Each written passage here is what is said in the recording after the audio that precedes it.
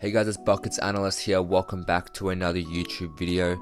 This video will also be posted on my Instagram at Buckets Analyst and Twitter linked at NBA Bucket Hoops. I post on both those 4 to 5 times very consistently on in-depth analysis posts, and 1 to 2 times a week here for in-depth analysis videos. So be sure to like, subscribe, and follow. All the links will be down below in the description, and let's get right into this video. So the title of this video is, are the Utah Jazz soaring into NBA contention?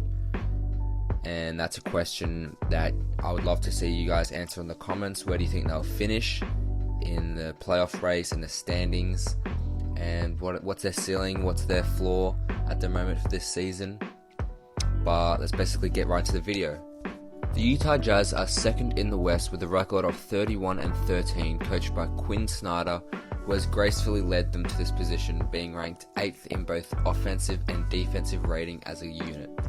They have had a surprising winning streak, winning 18 of their last 20 games and 12 of their last 13 at the time of this recording on the 24th of January. They are led by Donovan Mitchell, who is averaging 31 points a game on 46.5% field goal shooting in his last 3 games, as he's averaging 24, 4 and 4 on the season while shooting 46%. Donovan Mitchell is a top tier player all around who is also an excellent scorer, defender, and playmaker. He's phenomenally athletic and plays with elite balance, quickness, and agility, being an excellent leaper whose wingspan helps him play much bigger than his size and position. He's an all-round constant steals and defensive threat that operates smoothly at high speed and can play either guard spot very efficiently and effectively. Another guy who is contributing very well is Rudy Gobert. Gobert is averaging 21.8 points a game on 72.7% shooting from the field in his last 4 games. On the season, he's shooting 68% from the field while averaging 15 points a game, 14 rebounds, and 1.9 blocks across his 43 game season so far, and has been an extremely efficient and big impact player on offense and defense.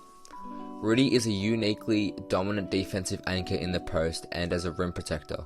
He can put up great high shot blocking and rebounding numbers as he boosts a truly rare wingspan and reach for a 7-footer, and yet is highly agile and quick for his speed. He's got nice hands around the rim offensively too, with some solid go-to moves. As I said before, he hits for a high field goal percentage and is the main team leader for this rising Utah Jazz squad, talking a lot on defense and offense and being, the main leader in the group at the moment. We have 4 more guys to talk about. Those guys will be Joe Ingles, Bojan Bogdanovic, Jordan Clarkson, and Michael Conley. First, I'll talk about Joe Ingles. He's currently averaging 11 points per game, 4.3 rebounds, 4.9 assists, while shooting 45% from the field, 42% from 3, and 80% from the free throw line. Ingles is a smart, underrated, and super efficient combo 2-way guard with extremely high IQ and is an instinctive playmaker who makes his team better from the shooting guard and small forward position. He can run the offense when needed to as a point forward type role, and he's a superb elite 3-point shooter. He's got a knack for steals that helps trigger their run in transition. He's also a lefty shooter with a quick release and has a high effort player who rebounds well for his position. Another guy is Bojan Bogdanovic, who is currently averaging in his last 5 games 24.2 points per game while shooting 53.7 from the field, which is absolutely amazing for a not really talked about, underrated player like Bogdanovic has been. He's averaging 21 points, 4 rebounds, and 2 assists on the season, shooting 45% from the field, 41 from 3, and 90% from the free throw line. Bojan is a pure, sharp shooting and underrated starting small forward. He has become an outstanding 3-point shooter and is super efficient as a pure scorer.